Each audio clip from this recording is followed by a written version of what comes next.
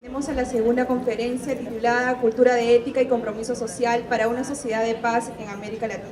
Como expositores tenemos al doctor Carlos Enrique Becerra Palomino, decano de la Facultad de Derecho y Ciencias Políticas de nuestra Casa de Estudio.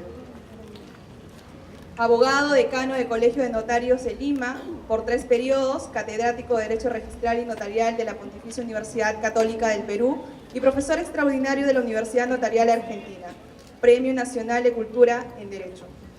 También nos acompaña el doctor Frei Lino Agostini, docente principal de la Universidad de São Francisco, Brasil, maestro y doctor de Teología por la University Science Humanis de Estrasburgo, segundo, profesor, investigador, escritor y conferencista. En la mesa también nos acompañan los panelistas, el magíster Edgar Cruz Acuña, docente de nuestra Casa de Estudio, abogado y teólogo por la Pontificia Universidad Católica del Perú, magíster en Sagrada Teología por la FTPCL, con estudios concluidos en maestría en Filosofía por la PUC y estudios de maestría en Bioética y Bioderecho en la UCS, docente universitario de pre- y posgrado en la UCS y UNIFE, secretario de la Facultad de Derecho y Ciencias Políticas de la UCS. Asimismo, también tenemos con nosotros al magíster William Muñoz Marticorena, docente en las maestrías Administración Pública, doble grado con Universidad Católica Sagro Cur de Italia y MBA Internacional, docente ordinario, profesor asociado de los cursos de Dirección Estratégica y Gerencia de Proyectos, asesor de tesis y jurado de sustentaciones de título, director de investigación y consultor en proyectos vinculados con la modernización y la gestión. Finalmente, tenemos con nosotros al magíster Moisés Paz Panduro, docente de la Universidad Católica Sede Sapienza. Abogado por la Pontificia Universidad Católica del Perú, magíster en Derecho con mención en Derecho Penal por la Pontificia Universidad Católica del Perú, exponente en el Colegio de Abogados de Lima, en la Academia de la Magistratura, en las escuelas de capacitación del Ministerio Público. Iniciamos esta conferencia. Les doy la palabra al doctor Carlos Enrique Becerra. Cortes palmas.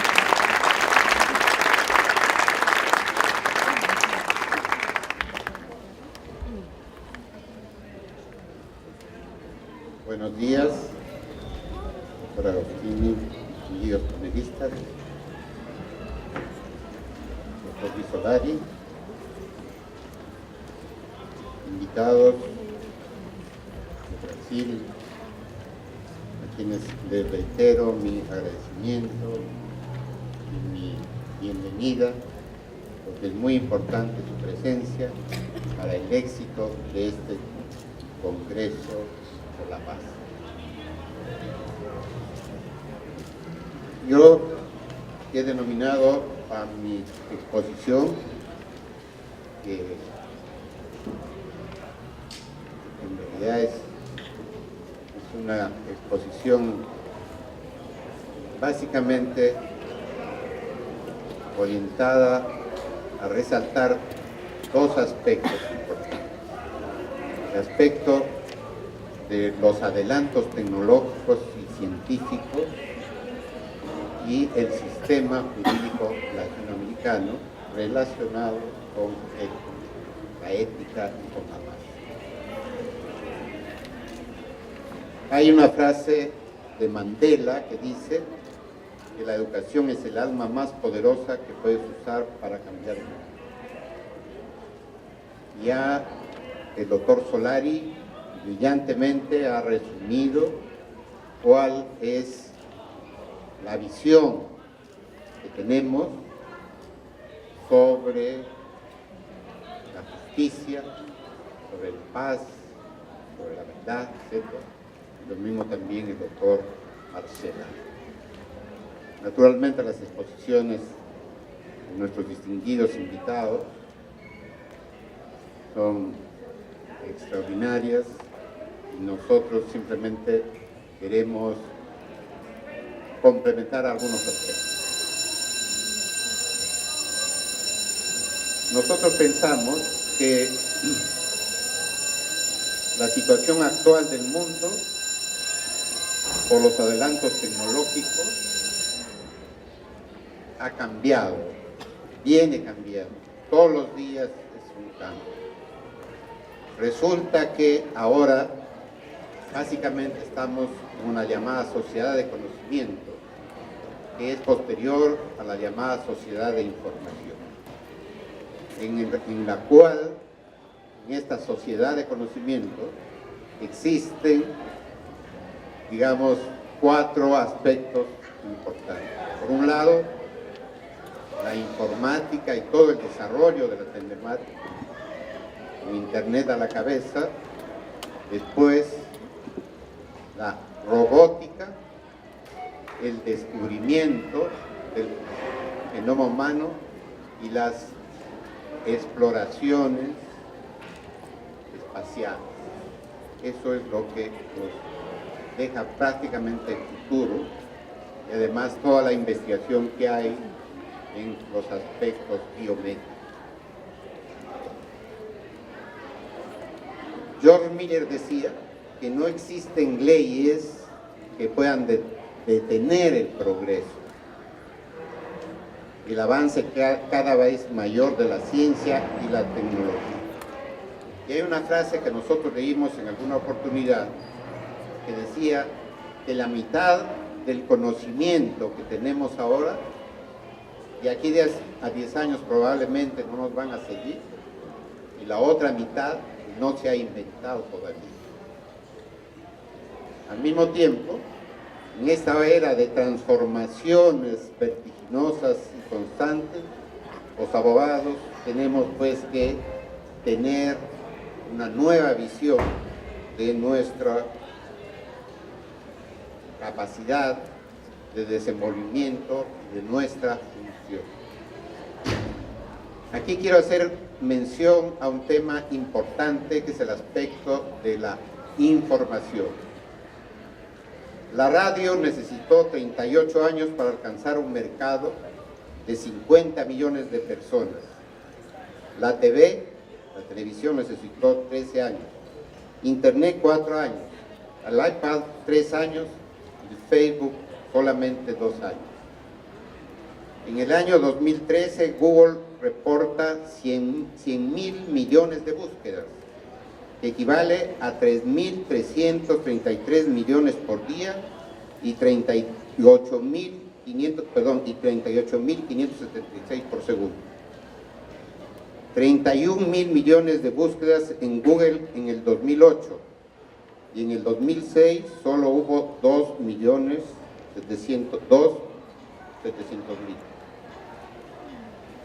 Eso nos demuestra el poder de la información.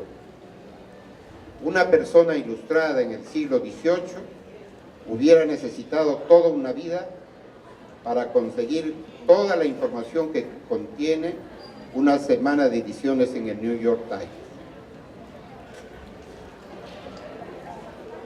Robert Freitas estimó que para el año 2021 computadoras equiparables a humanos costarían un simple $1, lo cual significa que comenzarían a aparecer en los juguetes de los niños como insertos en la revista. Ahora queremos resaltar la importancia de la nanotecnología. James Tour de Rice University ganó un premio de nanotecnología tras 2 años de investigación. ¿Por qué? Por un mini vehículo, un automóvil que medía 4 nanómetros. Es decir, que podría poner 250 millones de ellos lado a lado en 1 metro de distancia. Según su inventor, la idea es demostrar que es posible hacer vehículos a esta escala y poder controlarlos a su antojo para llevar nanotecnología.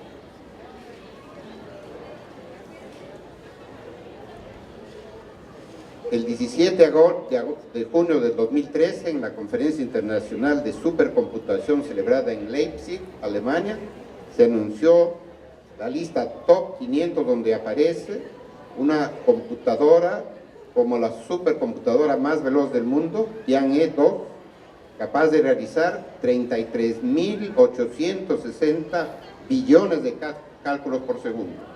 en tanto que una computadora ordinaria solo hace 100 millones de cálculos por segundo. Ante el avance de las nuevas tecnologías, el gran desafío del legislador es evitar que su uso generalizado en los campos de las relaciones jurídicas pudiese implicar un menoscabo de la seguridad jurídica y de las relaciones entre personas. Aquí quiero hacer mención a un tema que me parece importante, que tiene que ver con la ética, porque después de estos avances tecnológicos, que son beneficiosos por un lado, también son perjudiciales por el otro. Porque si bien es cierto que hay personas y países que se benefician con este proceso de globalización, también hay otros que están al margen. Como ha dicho el doctor Solari muy bien, Latinoamérica es el continente más pobre, ¿no es cierto? Estamos en el nivel de pobreza último y en el penúltimo de corrupción. Entonces, ¿qué hacer frente a este avance de la tecnología? ¿Qué hacer desde el punto de vista ético? Porque ¿cuáles son los problemas que se presentan ahora en nuestra sociedad actual?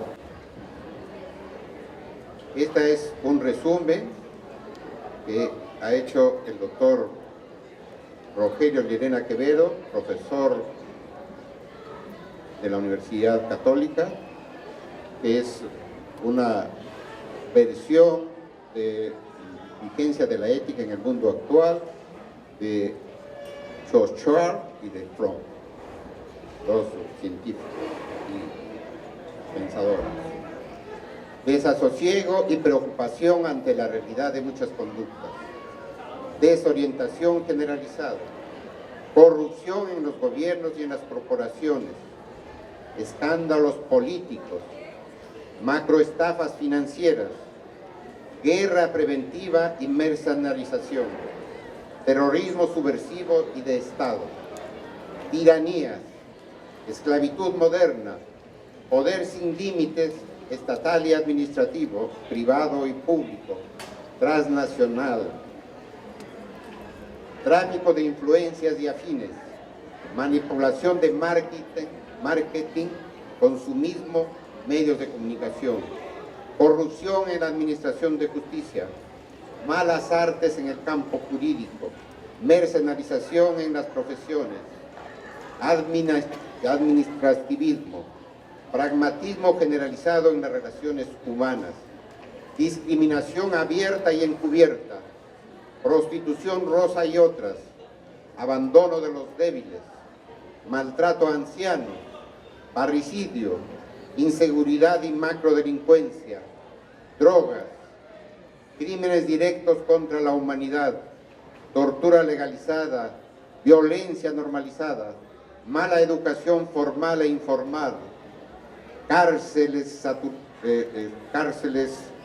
con mucha gente, armamentismo, contaminación física y mental, manipulación, mentira, chantaje, imprudencia, pobreza y miseria.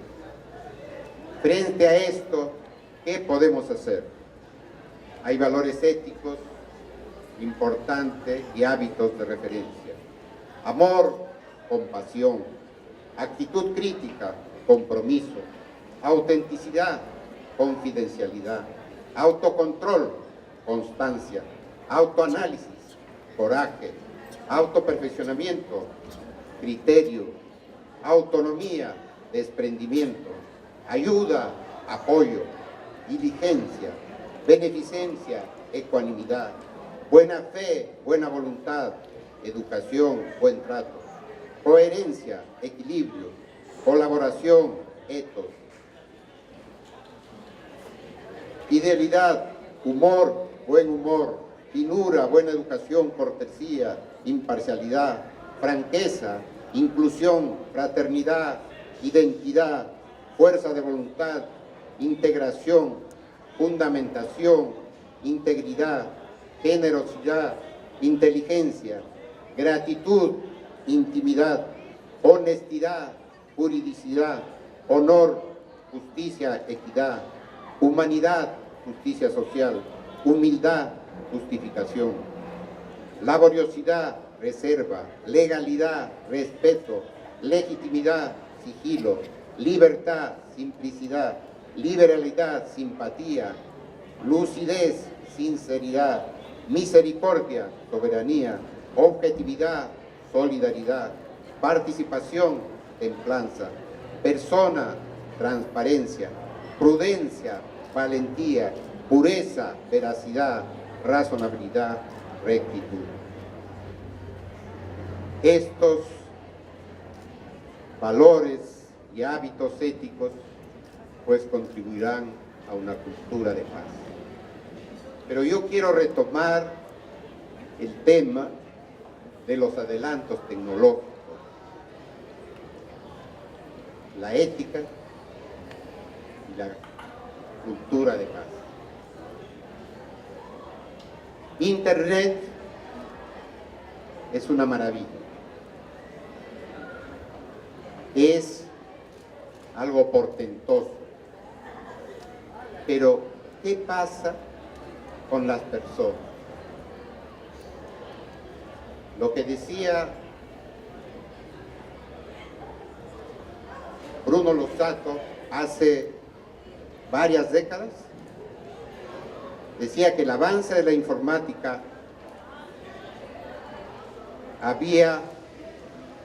se había apoderado del mundo, se adueñaba del mundo, porque la informática al alcance de todos también influirá en forma directa sobre la televisión, la creación artística, la música, la pintura, la fabricación de objetos, el trabajo de oficina, los tratamientos médicos, las telecomunicaciones, la investigación científica, la observación de la naturaleza y el espacio, la fotografía. Por primera vez en la historia de la humanidad, todos estos campos van a convertirse en cierta manera en un campo, un solo campo. La informática combinada con los sistemas de telecomunicaciones ha dado origen a la teleinformática y con ella a una verdadera revolución de la naturaleza y estructura de los medios clásicos de comunicación en la nueva dimensión adquirida por el derecho a comunicarse, siendo su impacto espectacular en las relaciones internacionales del mundo contemporáneo. Tal como ya lo dijimos, esto ha permitido el surgimiento de Internet, cuya utilidad es amplísima, no solo para obtener información sobre casi todo, sino para comprar, vender, hacer transacciones bancarias y de cualquier otra índole. En palabras de Castells, Internet es el tejido de nuestras vidas en este momento. No es futuro, es presente. Internet es un medio para todo que actúa en conjunto de la sociedad. Por su parte, en el año 1995, Bill Gates vaticinaba que no abandonaremos nuestra conexión a la red, ni la dejaremos en la oficina o en el aula. Esta red será algo más que un objeto que portemos o un dispositivo que compremos. Será nuestro pasaporte para un modo de vida nuevo, inmediato. Y la realidad así lo confirma. El uso de la informática, combinándola con los sistemas de telecomunicaciones,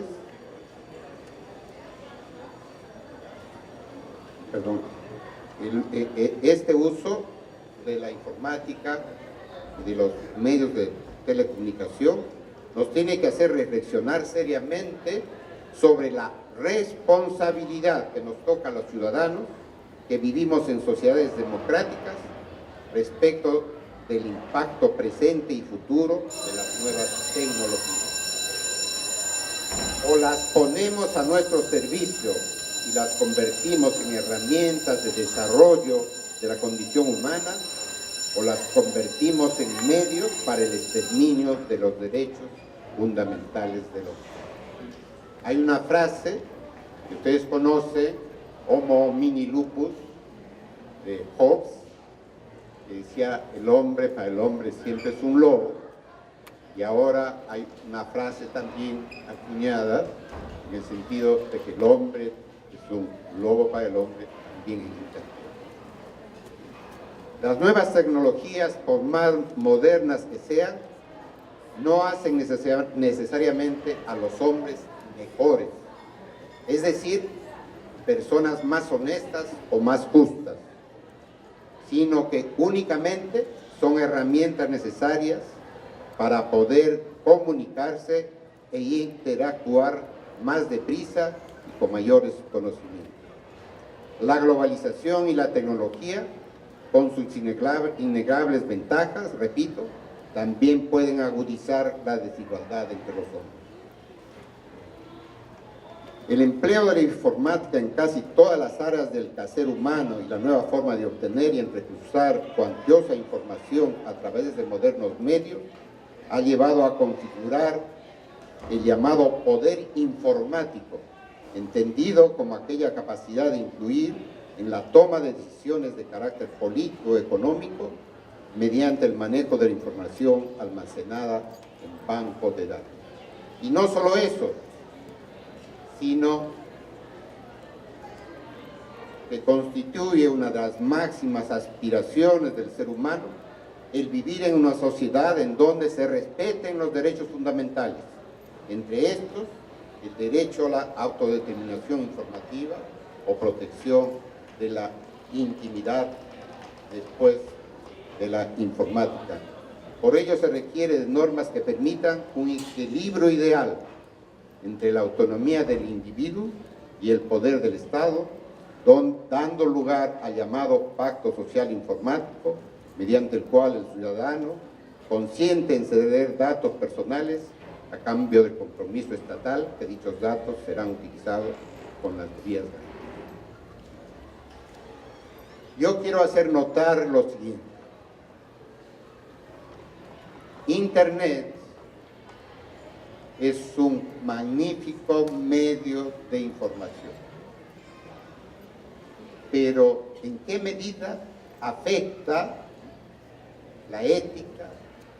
¿En qué medida los medios masivos afectan a la paz? Si nosotros vemos los programas de televisión, vamos a ver cómo nos presentan imágenes de violencia, de caos, en todas partes del mundo. Y hay programas incluso que son programas que no tienen ningún mensaje educativo. ¿Y en qué consiste la educación? ¿En qué consiste la pedagogía de la ética? Porque la educación significa transmitir no solamente conocimientos, no solamente destrezas, sino sobre todo significa valores. En Internet tenemos toda la información que requiramos en cualquier momento, una sobreinformación, pero el uso que nosotros podamos hacer de esa información es cuestión nuestra. Yo digo, por ejemplo, que las familias ahora prácticamente no tienen comunicación entre sí, porque ustedes han visto que hay reuniones en restaurantes donde cada uno está con su celular, comunicándose con otro, y no están comunicándose entre sí. ¿En qué momento los padres van a poder transmitir un mensaje? ¿En qué momento van a transmitir valores a sus hijos? Si todo el tiempo están ocupados, están con iPad, con todo lo Wi-Fi, etcétera, todo, ¿no es cierto? Eso me parece que es un tema sobre el cual tenemos que reflexionar. Lo que importa, pues entonces, en la educación no es tanto la información, porque la información está al alcance de todos en cualquier momento ahora. Pero lo que interesa sí es la formación. Y la formación en valor. La formación que tengan los estudiantes para responder en cualquier momento frente a un problema nuevo. Frente a un determinado problema, si uno tiene una buena formación, puede responder. Porque el aprendizaje es eso, ¿no? Es un proceso, la enseñanza-aprendizaje es un proceso que va y viene, ¿no es cierto? Que se retroalimenta, pero que en el fondo lo que se hace por parte de los docentes es transmitir determinadas experiencias para que cada alumno adquiera conocimientos, destrezas y valores. Enseñanza con el cerebro, de las manos y del corazón. Y lo más importante es lo que se tiene en el corazón, los valores éticos, la verdad, la lucha por la verdad, por la justicia, por la paz. Eso es lo importante. Quiero continuar ahora tratando otro aspecto que es la existencia del sistema jurídico latinoamericano. Ahí tenemos en la diapositiva la clasificación de los sistemas jurídicos hechos por el famoso comparatista en derecho René David. Y ahora hablamos de, más que nada, familias jurídicas. Y todos nosotros la conocemos.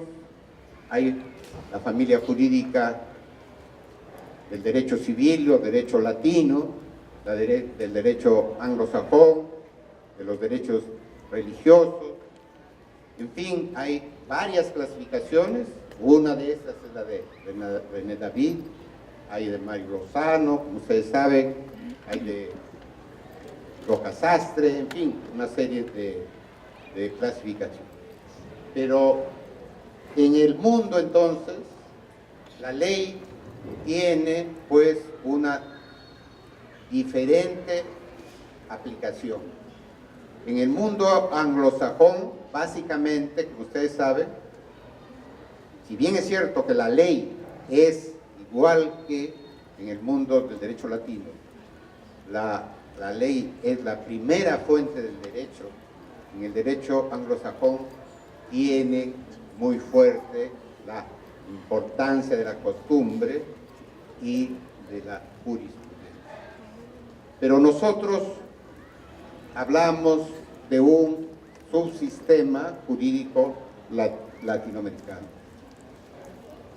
La unidad del sistema, dice René David, proviene de tres circunstancias de origen común y de la análoga estructura de los derechos que a él están ligados, de la semejanza existente respecto a la teoría general de las fuentes del derecho admitidas por ellos y sobre todo, y es lo esencial, por la comunidad ideológica que lo reúne. La globalización ha originado la necesidad de construir nuevos paradigmas, por ejemplo, en lo relativo a los sujetos de derecho fundamentales y a la organización y funcionamiento de los poderes públicos. También ha modificado la forma como se interrelacionan los distintos sistemas jurídicos nacionales. Esto ha causado la aplicación extraterritorial del sistema de Estado, sobrepasando su límite de vigencia espacial. Sin embargo, tanto a nivel constitucional como a nivel de derecho civil, se está pensando en que lo más importante, el centro del derecho, es la persona, el ser humano. Y también el ser humano es el concebido. ¿Y en qué momento el concebido pasa a ser un ser humano? En el momento de la concepción. ¿Y tiene derecho a ser concebido? Sí, tiene derecho. El principal derecho que tiene es el derecho a la vida, el derecho a la salud, el derecho a ser alimentado.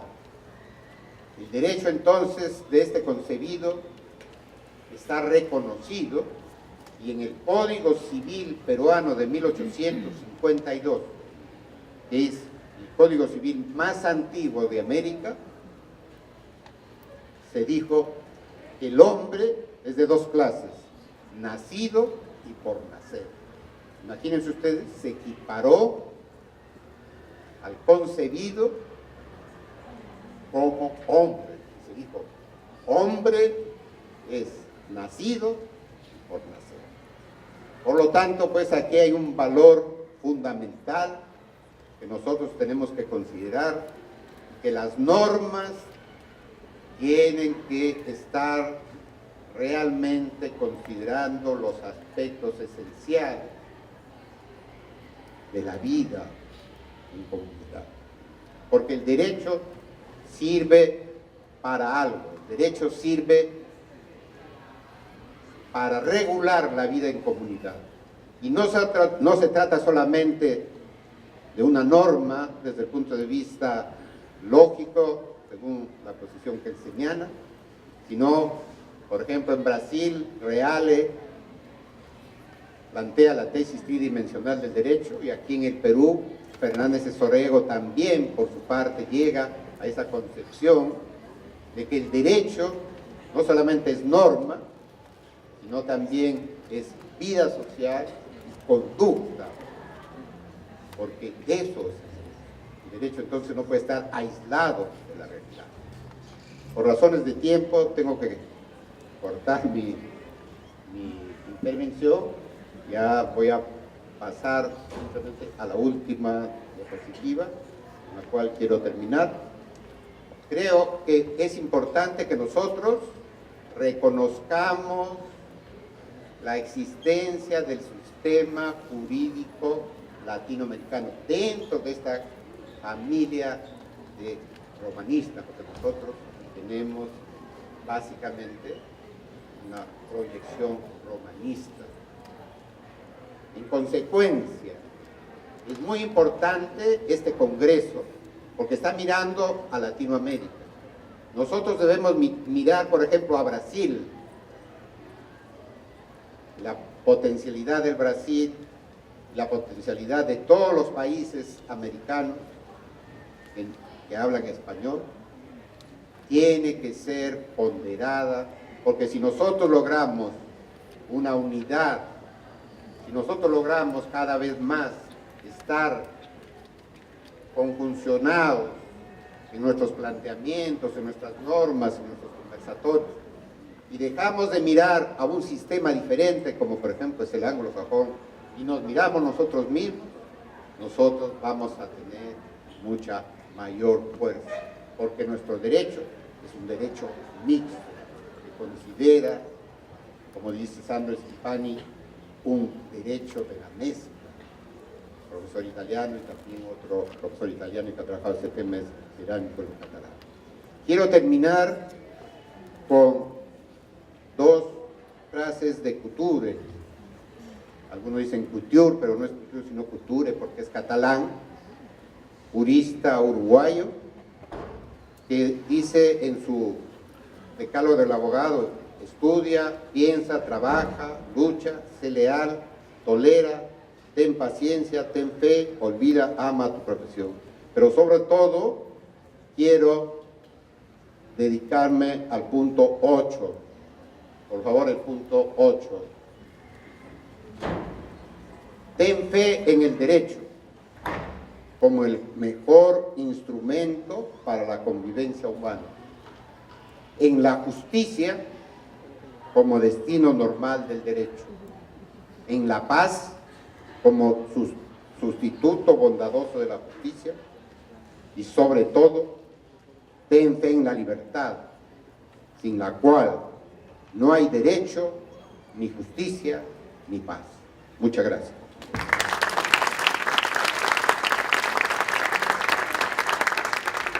Muchas gracias al doctor Carlos Enrique Beceda Palomino. Ahora se da la palabra al doctor Frei Nilo Agostini. Recíbanlo con muchas palmas, por favor. Gracias por tus palabras. Saludos a los colegas que están aquí en la mesa. Pero yo soy brasileño y hablaré en portugués. Mas para que todos puedan seguir, habrá una traducción. Siempre que es mejor para todos que están allí y no hablan el portugués. Lo haremos con muy cariño. Muy bien. Eu vou propor no tema descrito, previsto para hoje, a questão da ética, da paz e do compromisso numa cultura em mudança. Hoy voy a proponer la cuestión de la pregunta de la ética, de cultura y de paz en una cuestión de mudanza, de cambio. De cambio. ¿Están seguindo todos? ¿Se escucha? Sim, bueno assim. Parto do fato de que a cultura é central na nossa vida e permite a construção de um universo humanizado. Parto de que la cultura es central, ¿no? Y permite un universo más humano. No tecido cultural, nós vemos alguns elementos que não são muito importantes, como a ética, a paz e o compromisso. Para que en la vida humana se encuentre un rumbo para desarrollarse plenamente, encontramos algunos elementos en este tejido cultural que son fundamentales, como la ética, la paz y el compromiso. A vida, ela necessita da paz como o caminho, da cultura permeada pela ética e sustentada pelo compromisso. La vida necesita de la paz, que es permeada, atravesada por la ética y la cultura como una especie de compromiso. O nosso ser e estar no mundo tem uma dimensão cultural e a existência do ser humano como um todo está atravessada pelo fato cultural mesmo.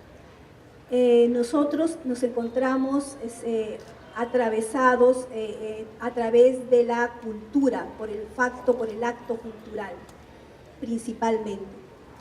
E coextensiva à cultura encontra-se a ética, tão fundamental para o ser humano. Y extensiva a la cultura se encuentra la cuestión fundamental de la ética, que es fundamental para el ser humano.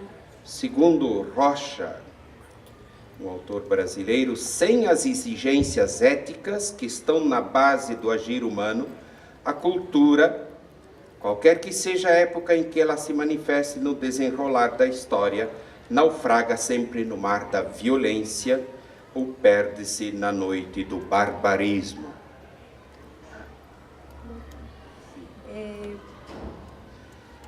Sem as exigências éticas sin las exigencias de la ética, que estão na base do agir humano, que son la base del actuar humano, a cultura se perde na violência. La cultura se va a perder en la violencia Ou no barbarismo. y en la barbarie. Sim. Uma cultura de paz responde, por sua vez, a um anseio que acompanha sempre a humanidade. Una cultura de paz siempre responde a un anhelo de paz, a un anhelo que acompaña al ser humano. João Paulo II fala da paz como dos valores mais elevados a serem procurados e defendidos. San Juan Pablo II nos habla de la cultura como uno de los valores para ser más buscados, que se buscan más. Ela é o caminho, em cujo itinerário a vida pode desenvolver-se integralmente. La cultura, dice Juan Pablo II, la paz es el camino. em cujo itinerário a vida pode desenvolver-se integralmente. En cuyo recorrido se puede desenvolver y habita integralmente.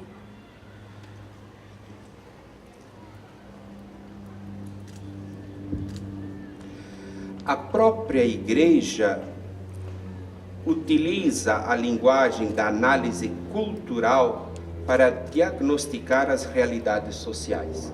La Iglesia utiliza el análisis cultural para diagnosticar As realidades las sociais. realidades sociales E para traduzir, na linguagem das culturas de hoje, a mensagem evangélica. y para traducir a las culturas de hoy el lenguaje del mensaje evangélico. Mensagem de fraternidade, da caridade e da justiça. Mensajes de hermandad, fraternidad, ¿no? Caridad y justicia.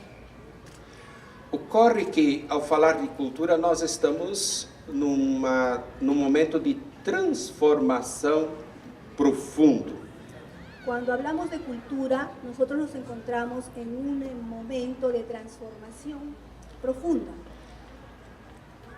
Nós viemos da pré-modernidade, a modernidade quis se instalar entre nós e já estamos num processo que alguns chamam de pós-modernidade. Nosotros venimos de la modernidad, de la premodernidad A modernidade instalou-se y la modernidad se instaló, ¿no? Se quedó, entre nós e já estamos na y ahora pós-modernidade. estamos en la posmodernidad. Se bem que esse processo de pós-modernidade vem sendo analisado diferentemente segundo os autores. Y este proceso de posmodernidad está siendo analizado de una manera diferente por diferentes autores.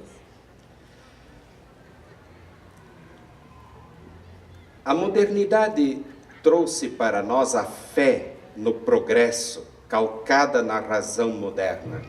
La modernidad trajo para nosotros el progreso y la fe acuñada en la realidad moderna. Ela impregnou nossas vidas através de 4 revoluções.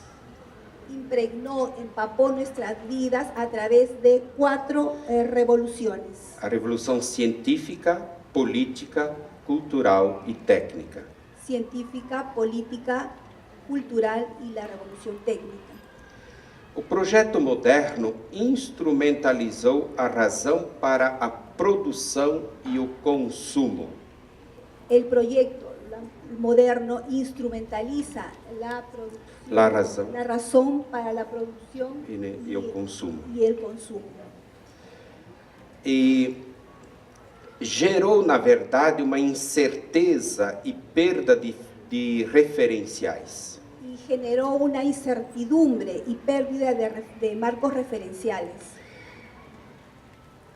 O ritmo da máquina moderna, mesmo que acelerado pelas tecnologias, El ritmo de las máquinas, de la modernidad, de las máquinas modernas, así ayudado por la tecnología, não preencheu o mundo da vida. no consigue llenar este mundo, ¿no? de la vida. Cultivam-se visões fragmentadas da realidade. Cultivam-se Se cultivan con esto visiones que son fragmentadas de la realidad. e caímos em visões unidimensionais. Cayendo en visiones, en miradas solo a nivel unidimensional. Isso fez a 4ª Conferência Episcopal Latino-Americana de Santo Domingo. Eso se hizo, ¿no? Isso fez com que a 4ª Conferência Se hizo con que la 4ª Conferencia Latinoamericana de Santo Domingo afirmasse afirme que existe uma reação existencial ao fracasso da pretensão reducionista da razão moderna. que existe una Reação existencial reacción de forma existencial ante o fracasso da pretensão reducionista da razão moderna. Ante el fracaso de pretender, de la pretensión reduccionista que tiene la Razão moderna. razón moderna. O que leva o homem a questionar os êxitos da modernidade. Esto lleva al ser humano, al hombre, a cuestionarse los éxitos Da modernidade. de la modernidad E a confiança num progresso indefinido.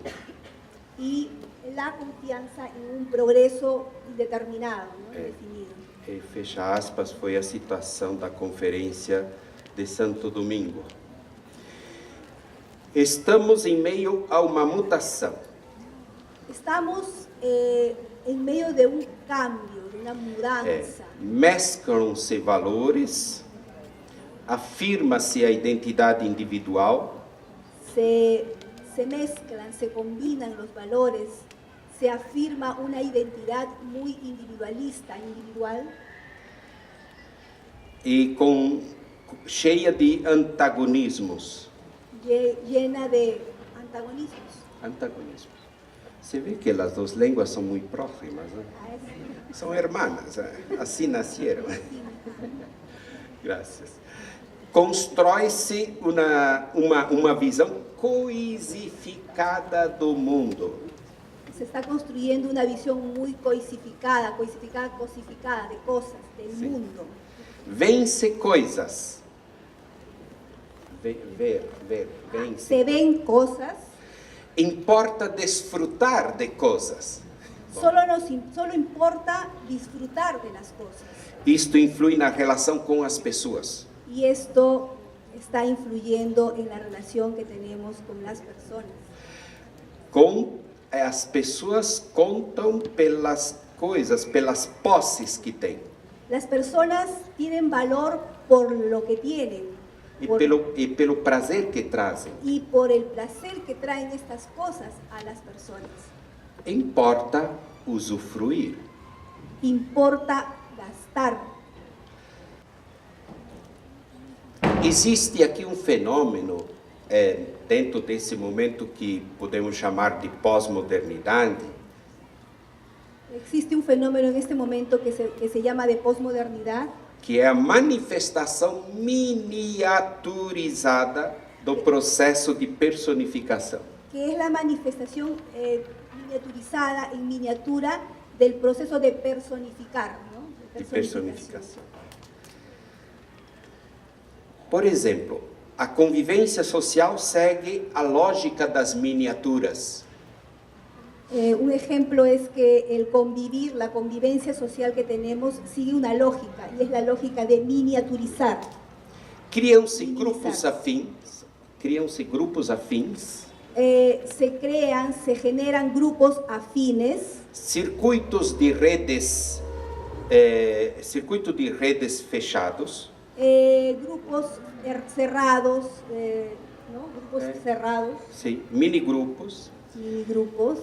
O desejo é se encontrar com aqueles que sejam parecidos comigo. El deseo aquí es que nos encontremos con personas que sean parecidas a mí E que tenham as mesmas preocupações que as minhas. y que tengan mis mismas preocupaciones. Não há encontro com o diferente, No más me voy a encontrar con alguien distinto a mí, que me desafia a sair de mim, ir além, crescer, superar-se. El encontrarme con alguien distinto a mí me desafía para yo salir, ir más allá, crecer y superarme. Por isso se fala de dessubstancialização pós-moderna. Por eso es que nosotros hablamos de desubstancializar, ¿no? Muy bien. Desubstancializar Posmoderna. la modernidad, ¿no? Uma lógica do vazio. Esta es la lógica del vacío. Basta deter-se na fruição, usufruir. Basta de quedarnos en usufructuar, ¿no? En tener. Usufructuar. Usufructuar, tener. Vinculada a um subjetivismo Que esté vinculada a la subjetividad sem critérios fixos. sin un criterio fijo. liquefazem-se os marcos referenciais, diluyen los marcos de referencia, minam seus sentidos, minam-se, se minan, ¿no? Se socavan los sentidos desfazem seus valores. y se deshacen los valores por completo. Eu gostaria agora de colocar um pouco a postura, claro que dito assim, o contexto é forte, porém, como é que a Igreja Católica se coloca frente a esse contexto? ¿Y cómo es que la Iglesia Católica se va a colocar frente a este contexto? E eu recupero a tradição que nos vem do Concílio Vaticano II. Recupera el doctor la tradición que viene del Concilio Vaticano II. O ser humano é o primeiro caminho que a Igreja deve percorrer para cumprir a sua missão. El ser humano es el primer camino que la Iglesia debe recorrer para sua missão, para a realização da sua misión de la missão. Iglesia. Isso, para a realização de sua missão. Não vou falar aí da importância do Concílio Vaticano II, mas num documento para passagem milenar, João Paulo II usa palavras muito positivas do Concílio Vaticano II. Hay un documento del pasaje del milenio, ¿no? Del milenio, en el que San Juan Pablo II usa palabras, ¿no? Para esto. Muy importante, Importante. hablando de la importancia de Vaticano II. Hablando de esta importancia, ¿no? Del Vaticano II. Um destaque: o Concílio Vaticano II teve um profundo interesse pelo estudo do mundo moderno na sua época. Destacamos que el Concilio Vaticano II tuvo un destacó O interesse pelo estudo do mundo moderno, el interés por el estudio del mundo moderno, buscando aproximar-se da sociedade, buscando aproximarse a la sociedad para compreendê-la e acolhê-la, para comprenderla y acogerla, para servi-la e evangelizá-la, servirla y evangelizar na sua rápida e contínua transformação. en esta rápida transformación. Tem uma citação do valor religioso do Concílio de Paulo VI que vale a pena fazermos o esforço de traduzir. Vamos a ver?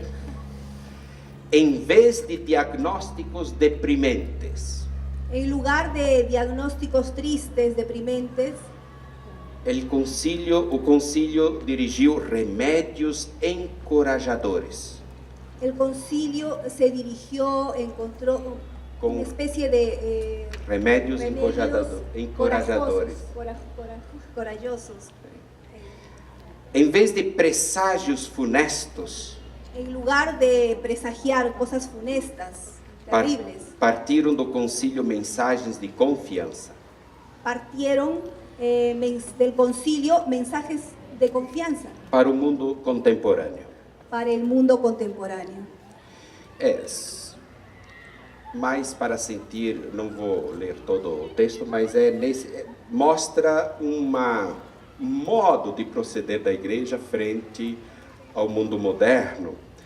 E para continuarmos agora e sentir como na América Latina a grande conferência episcopal realizada em Aparecida, Brasil, fala deste tempo de mudanças como mudança de época. Isso é muito forte, né?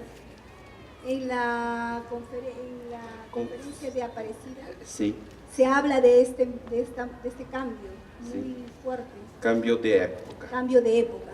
Sim. E diz assim, afirma a conferência de Aparecida: vivemos uma mudança de época e seu nível mais profundo é o cultural. Estamos viviendo un cambio de época y el nivel más profundo es el nivel cultural. E mostra preocupação, pois dissolve-se a concepção integral de ser humano. Y muestra preocupación porque se está disolviendo la concepción del ser humano, Integral. integral del ser humano. sua relação com o mundo e com Deus.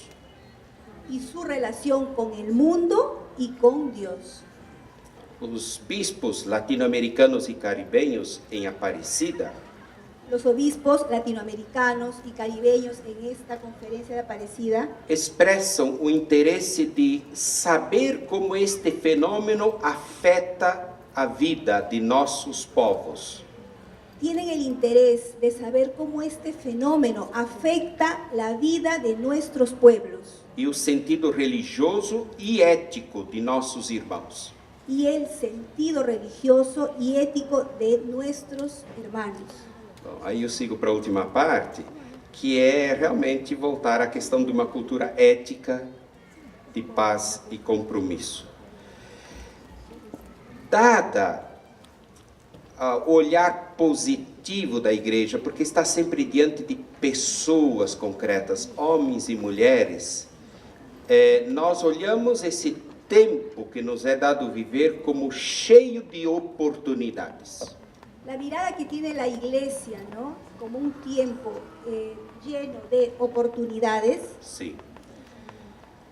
Para isso, somos convidados a acionar a ética para o cuidado da vida, Somos invitados para poder accionar, movernos hacia a ética para o cuidado da vida, movernos hacia la ética para el cuidado de la vida, a paz como caminho la paz como el camino e o compromisso como o reconhecimento do outro na partilha do mundo. y el compromiso como un reconocimiento del otro en el compartir con el De la mundo. vida, del mundo. É hora de saber reconhecer o que é bom. Es hora de nosotros saber reconocer lo que es bueno, De encorajar o que constrói a vida, de tener coraje en reconocer lo que construye la vida, aliando novas tecnologias, aliándonos, juntándonos con nuevas tecnologías, disposição de dialogar e escutar, la disposición para dialogar, para escuchar, com o componente experiencial, con un componente de experiencia, superando o estritamente teórico. superando lo que es estrictamente teórico. Hoje quer-se provar, saborear. Hoje quer-se, quer, Ahora nosotros queremos probar, saborear, disfrutar, mais do que teorizar e acumular saberes. más que teorías o acumular saber, conocimiento. Em meio a isso surge o desafio de promover uma cultura que de novo dê sentido à vida e à história. Y en medio de esto surge la forma de promover una cultura que dé sentido en medio de toda esta de la historia, Buscando a humanização, que busque la humanización, ser más humanos, sem perder o dinamismo e a criatividade. sin perder el dinamismo y la creatividad. Não sei quanto tempo tenho ainda, mas em todo caso, quanto? Já passou? Então, creio que podemos ir parando por aqui. Depois o texto, no futuro, estará com todos nas mãos. Se pode ver os detalhes que isso significa. Pero eu sinto que as línguas, sentindo a tradução, são realmente muito próximas. É um exercício muito interessante. Muitas graças por a atenção de todos.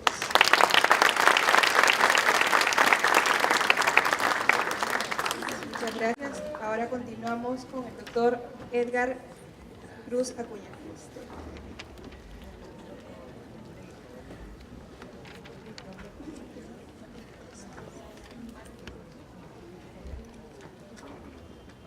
Buenas tardes con todos, con todas. Bueno, para mí es un honor y al mismo tiempo un gusto poder dirigirme hacia ustedes con un breve tema que he preparado, que me han ayudado a preparar mis alumnos, porque se trata de hablar acerca de la bioética y de la gestión pública. Pero antes, estimados alumnos, yo sé que están abochornados por el sol. Un aplauso para, por favor, les pido, para la mesa de honor.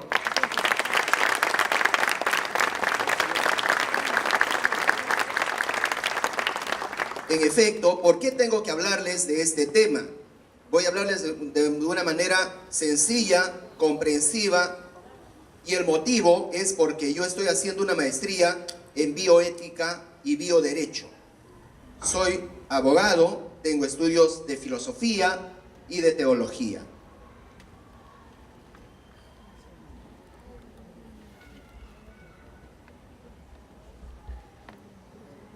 Lo primero que tengo que comunicarles es cuál es el objetivo de esta conversación. Miren ustedes, alumnos, analizar desde la bioética lo que es y lo que debe ser la gestión pública. Ese es mi objetivo.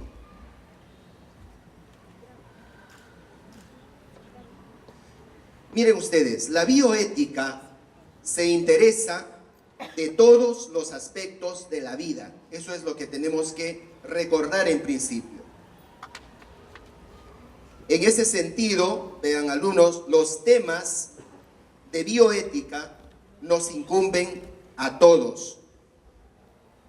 ¿Qué significa a todos? Incumbe a los científicos, a los que se dedican a las investigaciones, incumben a los políticos que gobiernan las naciones,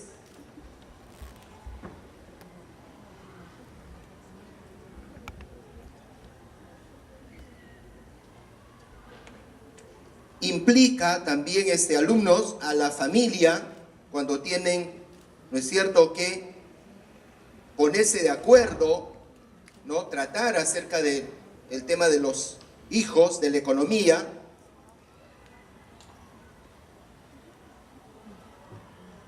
También la bioética tiene que ver con la administración pública.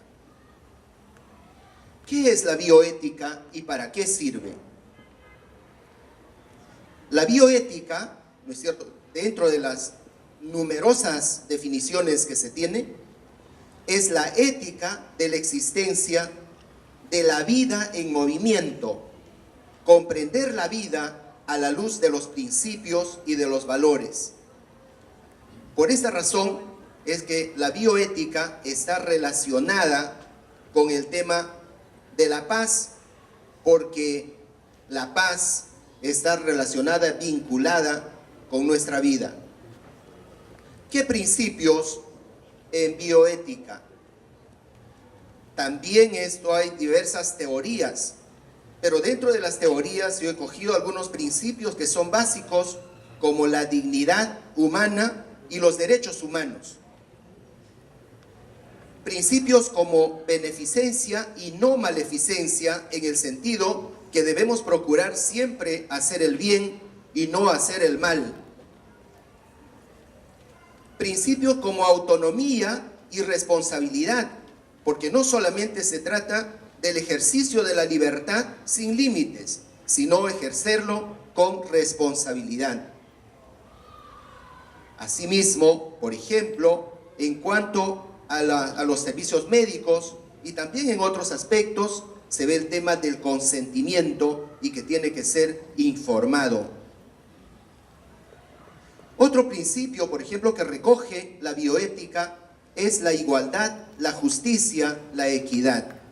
No solamente la justicia, sino la equidad, la igualdad. Asimismo, principios como la solidaridad y la cooperación. Protección del medio ambiente y de las generaciones futuras. En ese sentido hay una relación estrecha entre bioética y medio ambiente. ¿Qué sucede? Me pregunto, cuando no se respetan estos principios. Sucede lo siguiente.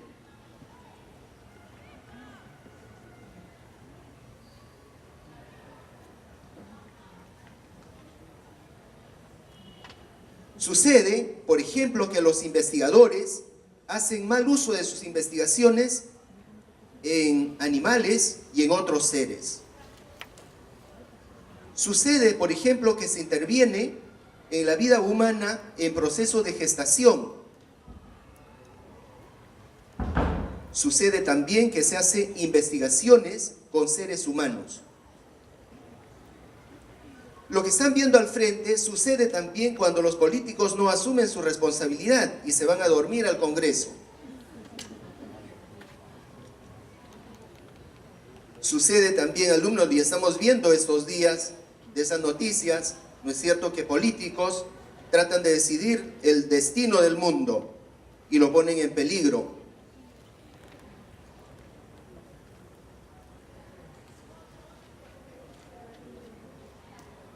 Sucede también en esta foto, aunque no se ve tan clara, ¿no es cierto?, las grandes desigualdades sociales. Por un lado, personas que tienen demasiado, y por otro, ¿no es cierto?, separados simplemente por un muro, personas que carecen. Asimismo, si no se tienen en cuenta los principios de la bioética, sucede que el planeta está en peligro y la vida con ella. Sucede también el tema de la corrupción, el tema de los servicios en los hospitales, muy deshumanizados. Sucede también esas inmensas colas que nosotros tenemos ante los servicios públicos. Sucede el abuso de autoridad.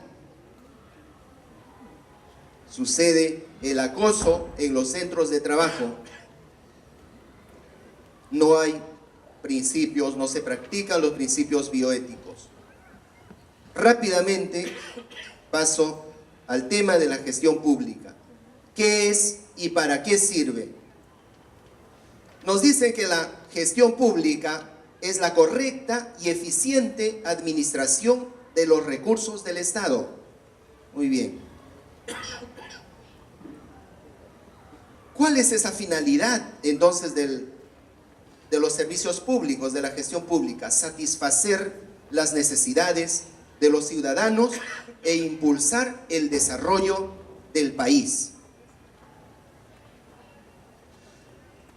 Y en este punto es que mi trabajo ha sido también práctico. Consulté a mis alumnos de Derecho qué entendían ellos por gestión pública y qué es lo que les afectaba, ¿no es cierto?, cuando hablaban del servicio público. En ese sentido, consulté, hice una encuesta para 160 alumnos y esto es el resultado. Allí tenemos el porcentaje de mujeres y de varones. Ciertamente en nuestra facultad hay más mujeres que varones. Las preguntas no son propias, elaboradas, sino que son tomadas de una encuesta que realizó la institución Proética en el año 2015 y que se aplicó a nivel nacional, que es válido para nuestros alumnos. La pregunta era, según tu parecer, señale usted los 3 problemas principales que afectan actualmente el Perú. Y como ustedes pueden ver, señores, el tema de la corrupción, con un 34%, el tema de la delincuencia, con un 30%, y el tema de la pobreza, con un 22%. Asimismo, ¿cuál es el principal problema que enfrenta el Estado y que impide el desarrollo? El tema de la corrupción de funcionarios, con el 76%. Luego viene la ineficiencia de funcionarios, falta de coordinación entre instituciones, bueno, pero vean ustedes, y eso es una lectura, ¿no es cierto?, que lo que está faltando es vivir y practicar los principios de bioética, los principios éticos. Había otra pregunta que decía, ¿cuál es el desempeño profesional de los funcionarios públicos? Califique usted. Miren ustedes, de óptimo, bueno, regular y malo, entre regular y malo se lleva pues el porcentaje mayor. Asimismo, ¿cuál es el desempeño ético de los funcionarios públicos? Mis alumnos consideran que el desempeño ético de los funcionarios públicos va entre regular y malo. Y hay un poquísimo porcentaje que pone de bueno. Asimismo, si en los últimos 5 años la corrupción en el Perú, vean ustedes, habrá aumentado, habrá disminuido, se mantendrá igual, la mayoría de mis alumnos consideran que habrá aumentado en estos 5 años. Asimismo, ¿cómo califica usted la función del Poder Judicial? Vean ustedes, la mayoría pone regular y malo. Hay unos pocos que ponen bueno, 9%. Y eso que son estudiantes de Derecho. ¿Cómo califica usted la función de la Fiscalía? También la mayoría regular y malo.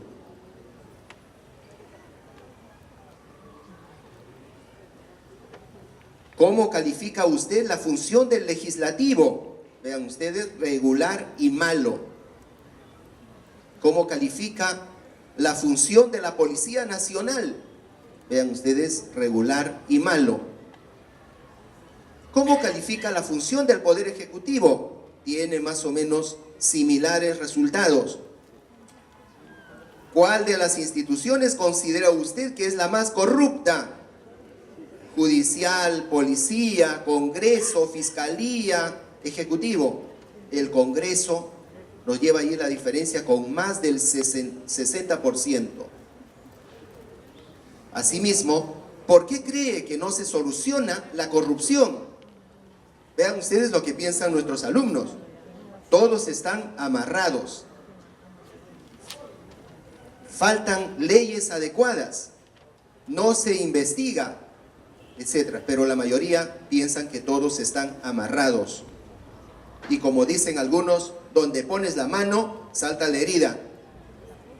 1 minuto para terminar, profesor, por favor. ¿Cuál es el principal problema que enfrenta el Estado y que impide su desarrollo? Vean ustedes, que los funcionarios favorezcan a sus familiares y amigos. Me parece que eso se da también en las instituciones privadas. Principal problema que enfrenta el Estado y que impide su desarrollo. Vean ustedes, pagar a fin de agilizar el trámite público. Bueno,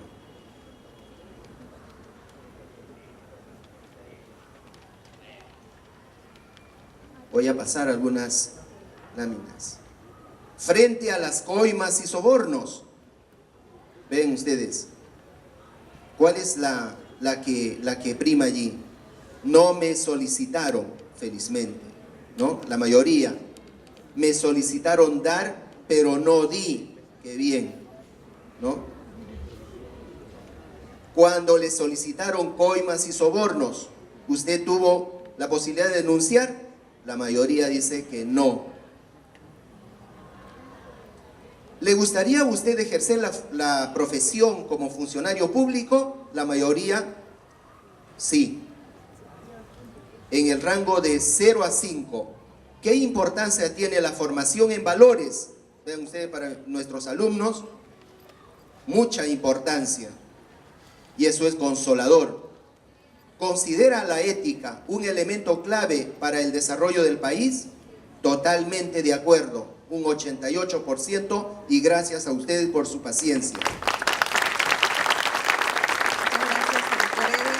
Ahora continuamos. Le doy la palabra al doctor William Muñoz.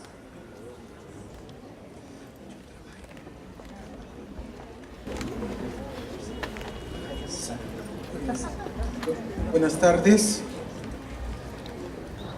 Saludo a los ilustres visitantes, a las autoridades, Poder Judicial, a los colegas docentes y a nuestros apreciados alumnos.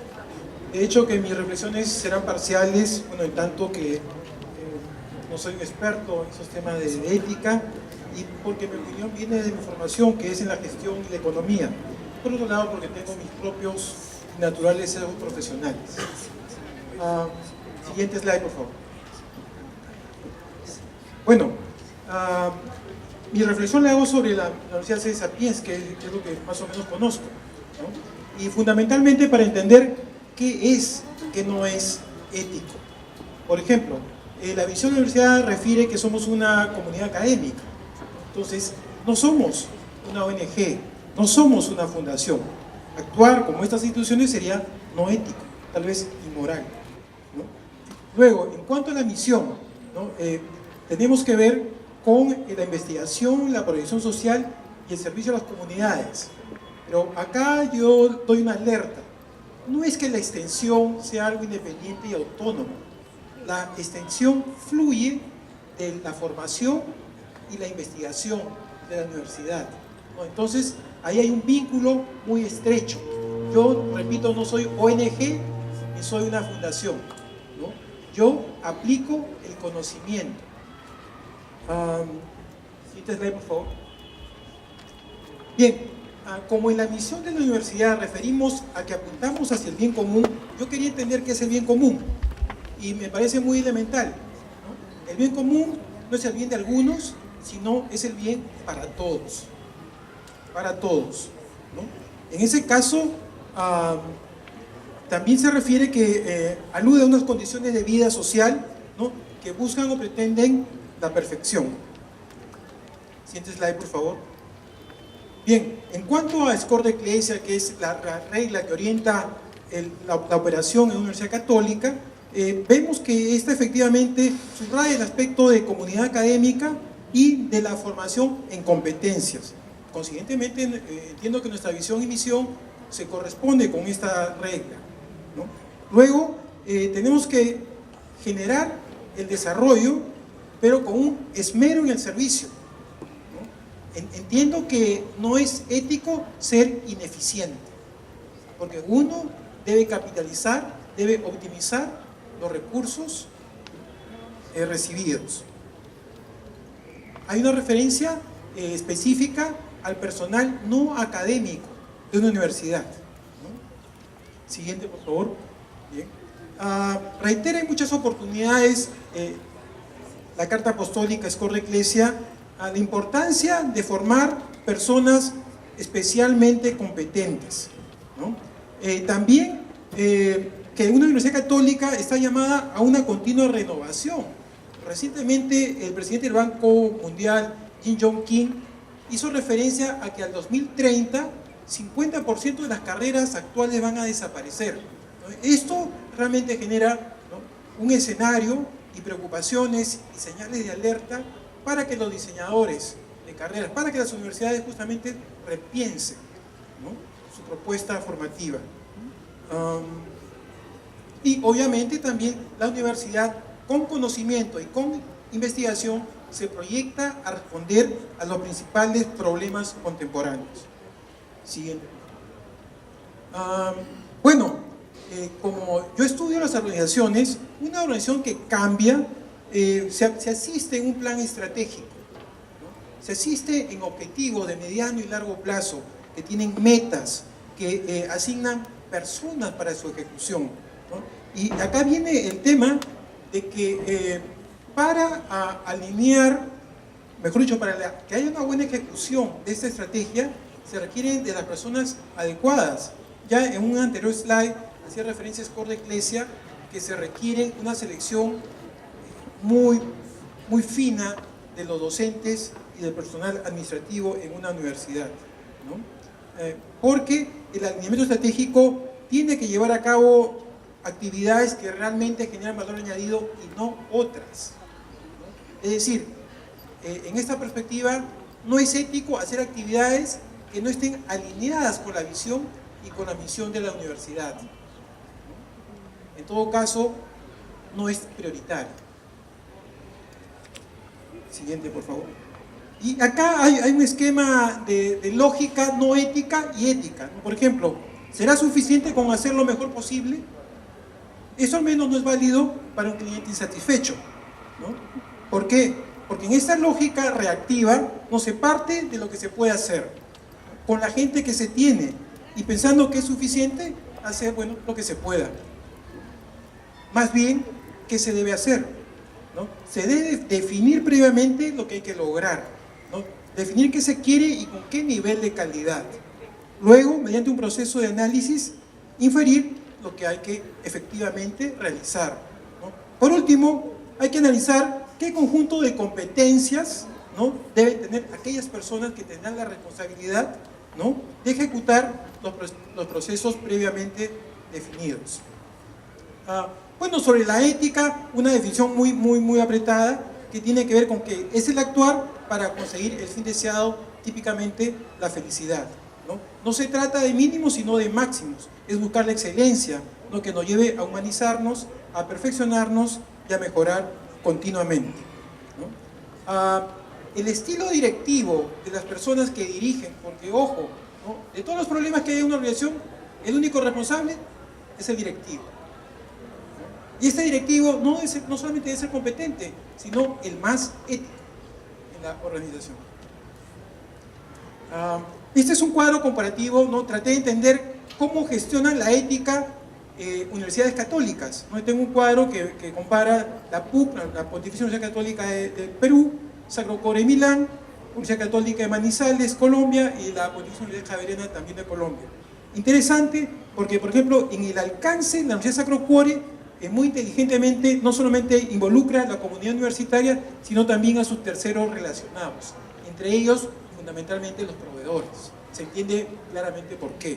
Y en el caso de la Javeriana, más bien excluye a los estudiantes y solamente aplica el alcance de su código de ética a directivos, profesores y empleados administrativos. También en este cuadro se puede apreciar, ¿no?, un enfoque hacia los sistemas de control interno, que son fundamentales.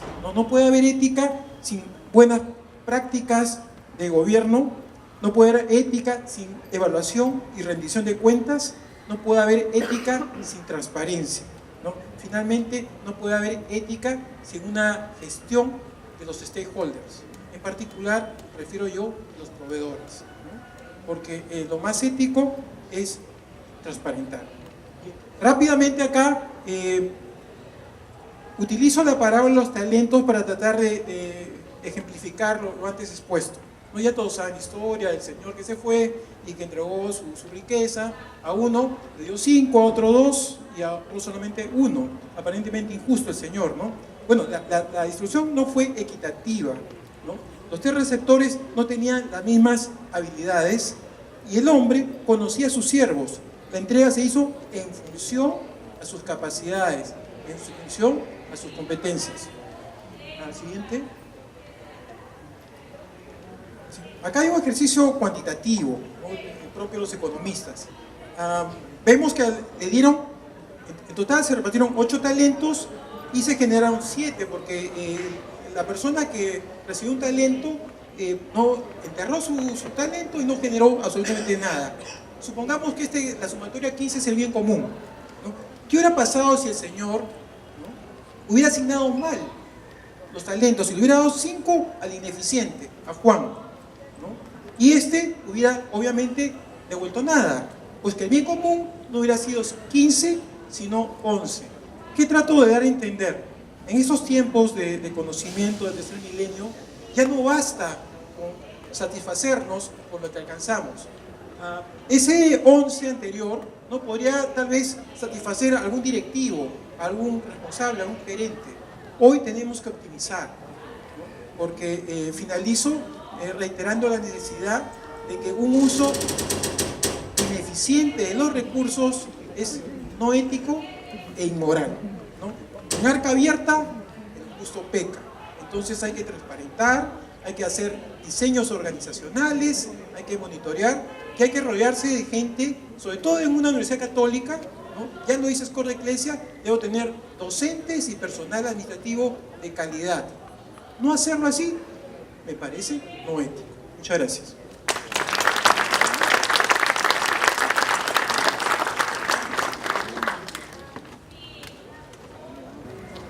Muchas gracias al doctor William, continuamos con la última participación de hoy con el doctor Moisés Paz.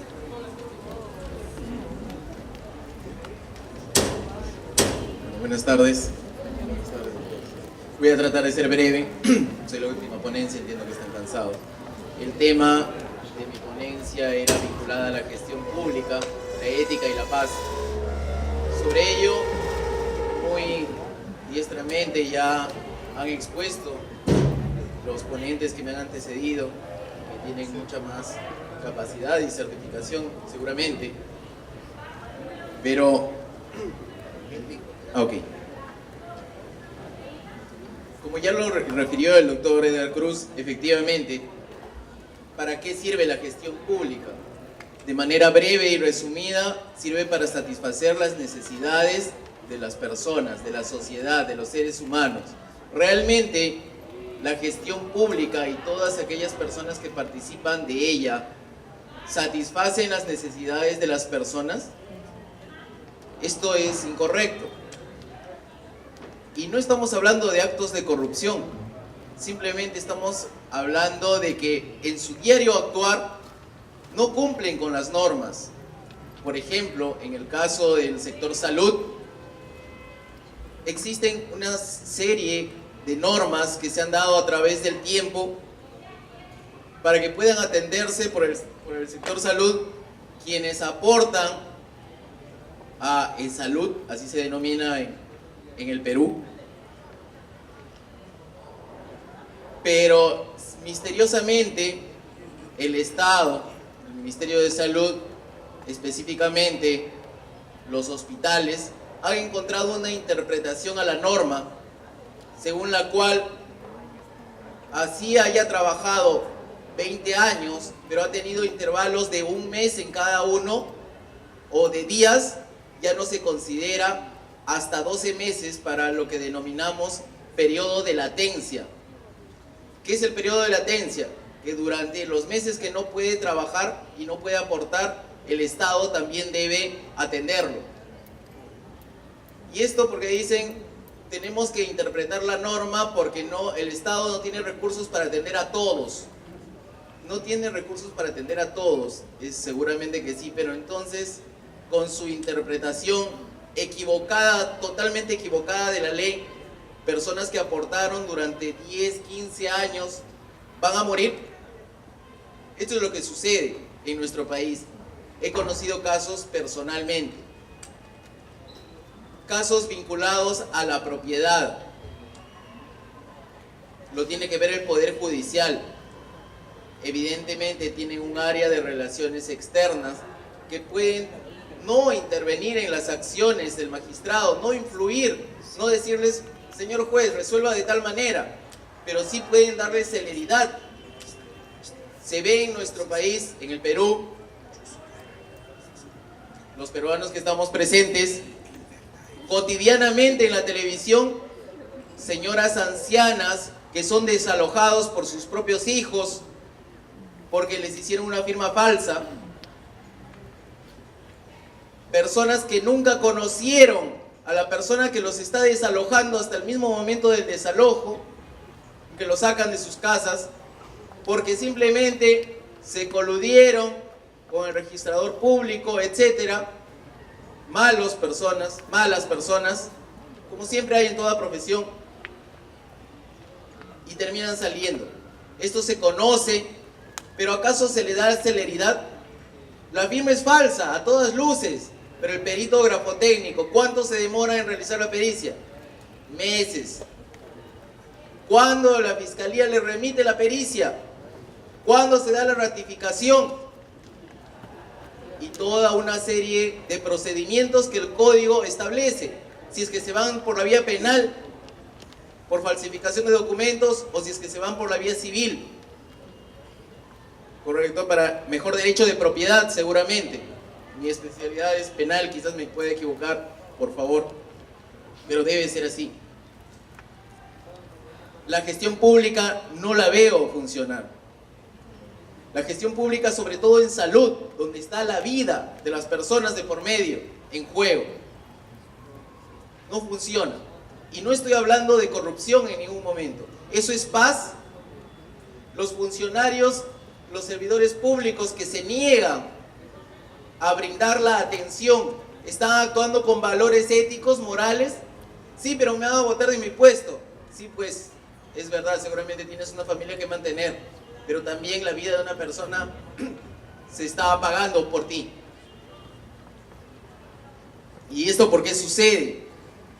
Porque desde arriba, desde lo más alto del país, del Estado, se mantiene esa posición porque no quieren asignar más recursos seguramente al sector salud. O quizás no solo asignar mayores recursos, sino, es más, podrían hacer vinculaciones con universidades que puedan apoyarlos para que a la vez sus alumnos puedan nutrirse del conocimiento que nuestros ponentes ya han expresado. Como los deben haber escuchado muy atentamente, ahora ya no les interesa conocer, no les interesa leer, no les interesa saber. Quieren algo práctico nomás. Que venga el profesor, que dicte la clase y ya. Yo no leo nada porque no me interesa. El profesor ya lo dijo todo. La lectura, no tengo tiempo. Tengo que hacer en mi casa, tengo que ver la película, la novela, me voy al cine, no sé. Solo, como han indicado también los ponentes que me han precedido, solo quieren diversión, sentirse bien, algo práctico. Y eso está mal. ¿Por qué? Porque desde casa, como también lo han indicado muy bien, y me adhiero a ello, en casa se aprenden los valores. Solo de casa vienen los valores, en la universidad se refuerzan. Si en la casa no hemos sido formados con estos valores de vida, salud, honestidad, probidad, equidad, igualdad, justicia, esto no lo vamos a aprender de la nada en la universidad, no lo vamos a aprender de la nada en un trabajo. La educación es muy importante desde pequeños, eso es lo que le falta al Estado. Además también estuvieron exponiendo respecto de la corrupción en el país, cómo detenerla. En realidad la corrupción se podría detener. Falta una política criminal de Estado. Desde el gobierno de nuestro expresidente Alejandro Toledo, Ollanta Humala, se han establecido muchos consejos de seguridad del Estado con la finalidad de establecer política criminal. Pero, doctor, ¿de qué se trata cuando habla de política criminal? Se trata de establecer una manera de disminuir la delincuencia en el país. Porque la finalidad del derecho penal, como muchos piensan, muchos periodistas en nuestro país dicen, no, si ese sinvergüenza, discúlpenme la palabra, ese desgraciado, que se pudre en la cárcel. Pero esa no es la finalidad del derecho penal. La finalidad del derecho penal es resocializar, es reincorporar al penado a la sociedad después de resocializarlo, rehabilitarlo. Eso es lo que quiere el derecho penal. Pero el derecho penal ingresa luego, al final, al último, es la última ratio, es un derecho subsidiario. Lo primero y lo vital, sobre todo para tener una justicia de paz, en armonía, con equidad, con igualdad, debemos buscar la prevención. Y esta prevención se puede conseguir con una política criminal adecuada. Y en nuestro país, estoy seguro que en nuestro país hermano del Brasil, existen muchas personas académicas y que trabajan en el campo, que pueden aportar, pero como país, como Estado, no les interesa escuchar a esas personas, hacer normas, reglamentos, incorporarlos en el Ministerio del Interior, en la Policía Nacional. Eso debe mejorar, eso debe cambiar, y sobre todo en la gestión pública con aquellos funcionarios y servidores públicos, también lamentablemente no existen normas específicas que puedan sancionarlos frente al incumplimiento de sus acciones, de sus deberes funcionariales. ¿Qué es lo que debemos hacer ante ello? Se realizan quejas, el defensor del usuario, etc. ¿En qué termina? En archivamiento. No funciona. La gestión pública, ¿para qué está funcionando? Para nada, en realidad.